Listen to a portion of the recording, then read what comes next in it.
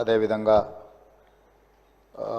ఈ బెట్టింగ్ యాప్లు, అదేవిధంగా ఆన్లైన్ రెమ్మీ, వీటికి సంబంధించిన విషయాల మీద కంటిన్యూస్గా సభలో చర్చ జరగడం, బయట ఆందోళనకరమైన పరిస్థితులు ఉండడం, సిద్దిపేట శాసనసభ్యులు హరీష్ రావు గారు ఆన్లైన్ బెట్టింగ్ మీద, అదేవిధంగా ఈ బెట్టింగ్ యాప్ల మీద, ఆన్లైన్ రమ్మీ గేమ్ల మీద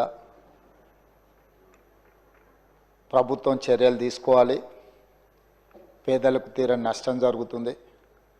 పేదలు బెట్టింగ్ యాప్లతో బలవుతున్నారు, ఆత్మహత్యలు చేసుకుంటున్నారు, రకరకాల ఆందోళనలు చేపట్టడం జరిగింది, మాట్లాడడం జరిగింది.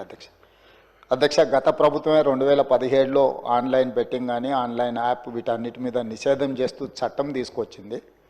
చట్టం చేశాం కానీ దాన్ని పకడ్బందీగా అమలు చేసే విషయంలో మరి గత ప్రభుత్వంలో కొంత నిర్లక్ష్యం జరిగింది. ఈ మధ్యకాలంలో అది చాలా వేగంగా తెలంగాణ రాష్ట్రంలో దుర్వినియోగం జరుగుతుంది. అందుకే అధ్యక్ష తమరి ద్వారా ఇది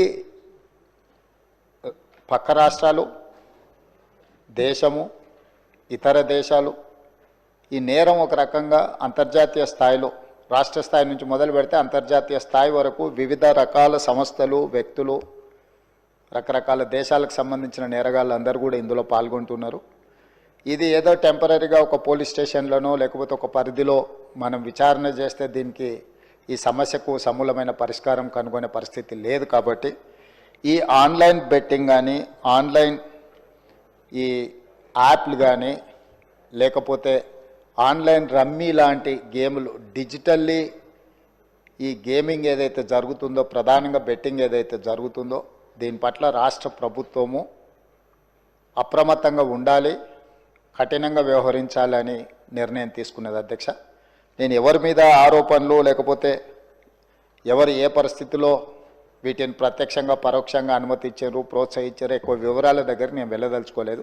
రాష్ట్ర ప్రభుత్వం స్పష్టంగా బెట్టింగ్ యాప్లు కానీ, ఆన్లైన్ బెట్టింగ్ కానీ, ఆన్లైన్ రమ్మీ గేమ్ల పట్ల అప్రమత్తంగా ఉండడమే కాదు కఠినంగా వ్యవహరించాలని ఈరోజు రాష్ట్ర ప్రభుత్వం నిర్ణయం తీసుకున్నది.